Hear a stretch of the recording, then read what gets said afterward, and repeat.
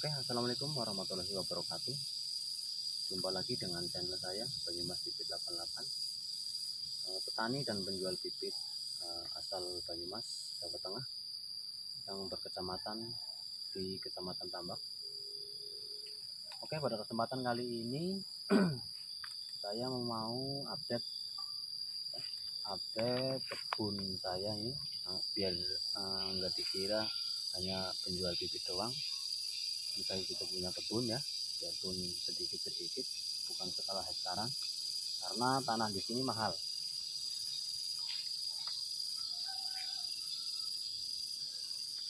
Oke, yang mau saya bahas kali ini tentang perawatan ya, perawatan dari pemruningan, pemupukan dan penyemprotan. Untuk pemruningan bagusnya itu dari setelah tanam itu sebenarnya sih bukan pemruningan ya, tapi lebih pemilihan ranting supaya ranting itu, misalkan ada ranting V, potong kalau mau dipotong salah satu, potong dari usia dini, bagusnya seperti itu. Dan ini salah satu contoh yang dari usia dini udah saya program, rantingnya sudah tertata rapi, tinggal yang di atas itu belum memang ya.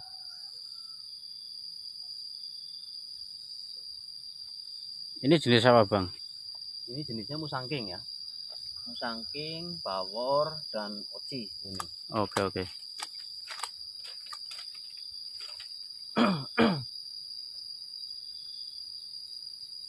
Bagusnya pruning itu dari usia 1 tahun. Jangan langsung pruning ekstrim ya. Iya. Biarkan daun-daun itu berfotosintesis dulu, karena masih tahap masa vegetatif ya, atau masa pertumbuhan. Terkecuali ini di usia 3 tahun ya, usia 3 tahun nih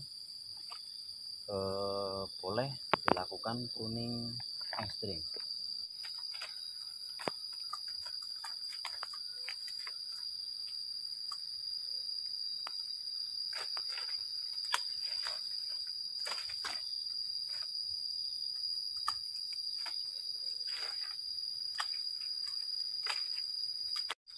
Ini adalah hasil pruningnya seperti ini ya.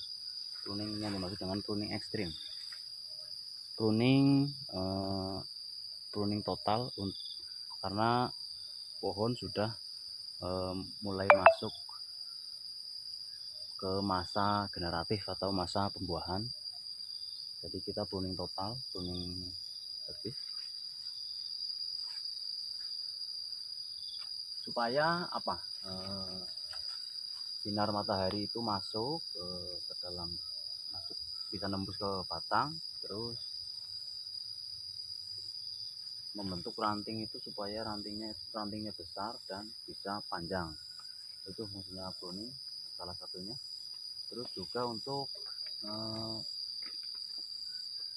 supaya nggak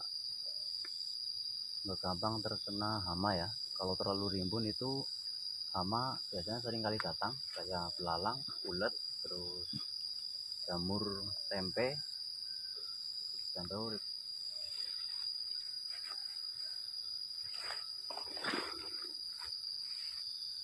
Oke, dan kita ke pemupukan ya.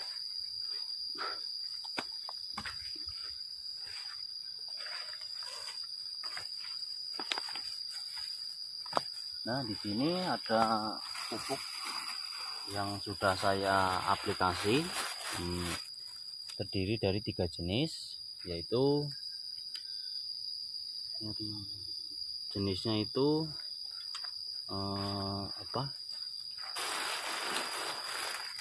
ada Posca, SP36 dan ZA. ZA itu untuk daun. Kita pupuk karena sudah di pruning ya. Terus langsung harus diberi itu berarti? Iya, bagusnya seperti itu. Kita berikan 2 genggam. Ini saya pemupukannya saya bagi menjadi 4 sisi ya. Ini.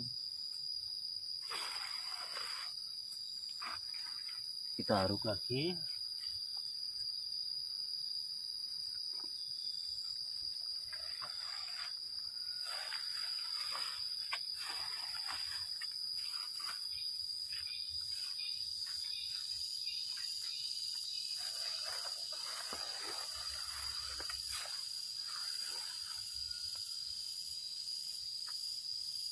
Nah, seperti ini.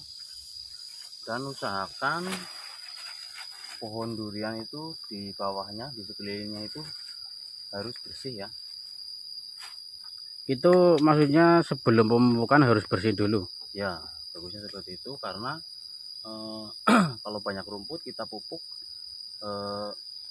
yang nyerap pupuk itu rumputnya bukan pohonnya.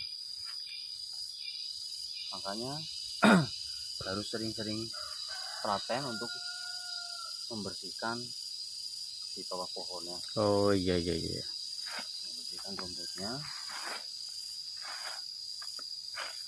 Dan untuk pemupukan sendiri di masa pertumbuhan itu bagusnya itu 15 hari sekali. 4 sisi ya. Pemberiannya itu 4 sisi. Itu maksudnya 15 hari sekali jeda waktunya pemupukan. Iya betul. Pemupukan itu nggak perlu banyak-banyak, yang penting rutin, kontinu. Misalkan 15 hari sekali ya 15 hari sekali terus, nggak boleh telat. Oh iya. Pemupukan itu nggak perlu banyak-banyak, kalau banyak-banyak malah over, nanti daunnya rusak, pertumbuhannya nggak maksimal karena akarnya itu kering, panas, terlalu over. Sebenarnya sih kalau dari misalkan dari umur dari ketinggian 1 meter, itu pemupukan cukup 1 sendok makan hanya 2 sisi, misalkan Kanan dan kiri gitu. kanan dan kiri. Terus pemupukan berikutnya itu depan sama belakang gitu, harus digilir. Kalau ukuran 1 meter dipupuk 4 genggam itu over pupuk, kebanyakan pupuk. Dan untuk penyemprotannya pun sama ya, 15 hari sekali, paling lambat 1 bulan sekali. Melihat dengan adanya hama, misalkan banyak kutu putihnya, terus banyak belalangnya, tergantung di lingkungan setempat ya, itu banyak hamanya apa enggak. Bagusnya itu 2 minggu, paling cepat 2 minggu sekali, paling lambat 3 minggu sekali. Obatnya apa bang buat penyemprotannya itu ya? Obatnya yang saya gunakan itu antrakol, imidasal, terus postin untuk hamanya, sama gandasil daun. Berarti 4 jenis itu ya? Ya, 4 jenis. Kalau untuk antrakol itu untuk menjaga atau untuk antisipasi jamur ya. Iya. Jamur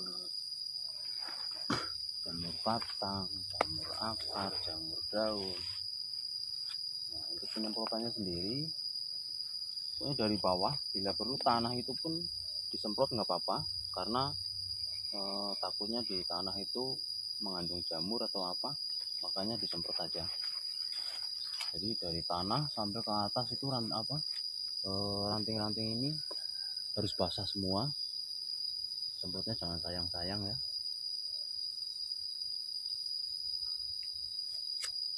Ini jenis apa bang? Ini jenis bawor. Usia berapa ini? Ini sama ya, 3 tahunan ya. Dia sedang tunggu tunas baru.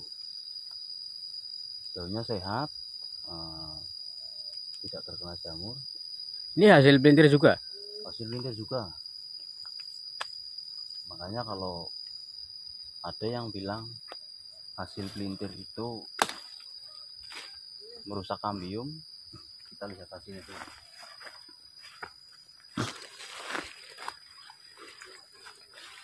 Ini hasil pelintir semua ya, hasil pelintir untuk mengatur sabangnya. Hasilnya itu bisa dilihat sendiri kualitasnya seperti apa. Nggak ada yang rusak ataupun cacat, itu nggak ada. Pertumbuhan pohon pun sehat. Semua itu tergantung perawatan lah ya, tergantung perawatan. Jadi sebelum menanam durian itu bagusnya itu dari tanah. Kita harus mengetahui tanah tersebut itu tanah seperti apa dan cara penanganannya dulu. Jangan asal tancap, maka resikonya itu pertumbuhan kurang bagus, pertumbuhannya nggak bisa optimal, nggak bisa maksimal. Dan ini tanah merah ya, tanah merah, tanah gembur, bagus. Paling sulit itu ketika menemui tanah liat, tanah lempung, itu memang agak ribet. Itu cara menangani gimana? Cara menanganinya itu sebelum penanaman kita gali 1 meter persegi, campurin tanah, campur sekam bakar, lalu kita masukin lagi ke lubang tersebut yang sudah kita gali itu, masukin lagi, baru kita tanam. Supaya apa? Supaya tanah itu enggak pacak. Oh iya. Soalnya kalau tanah liat itu gampang pacak, tanahnya lengket. Jadi kalau yang tanah-tanah seperti itu, akar itu susah berkembang. Soalnya apalagi jenis musangking, dia nggak boleh kebanyakan air, kurang air juga pun nggak boleh. Jadi dia pemberian misalkan penyiraman juga rutin, tapi jangan terlalu banyak. Yang penting rutin gitu aja ya. Yang penting rutin. Cuma itu dikit-dikit, yang penting rutin. Istilahnya kayak bayi dikasih makan sepiring, dia muntah mbok gumoh. Ini hasil tumbang sari ya. Hasil tumbang sarinya ada singkong, ada ubi, ada kentang. Dan juga di atas sana itu ada jahe juga, jahe emprit, jahe merah. Kita tumbang sari di sela-sela pohon tersebut supaya lahan yang kosong ini bisa dimanfaatkan. Tapi pertumbuhan tetap bagus ya Bang? Pertumbuhan tetap bagus. Berarti tergantung perawatan juga? Tergantung perawatan lah. Intinya semua itu tergantung perawatan. Mengetahui karakter pohon itu kurang apa dan kelebihan apa gitu, itu harus memahami karakter pohonnya itu seperti apa.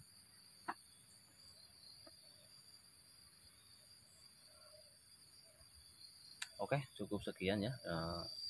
Mudah-mudahan tutorial saya ini bermanfaat untuk sahabat-sahabat semua. Salam petani durian Indonesia, mantap. Yang penting tetap semangat berkarya, berkebun. Petani muda Indonesia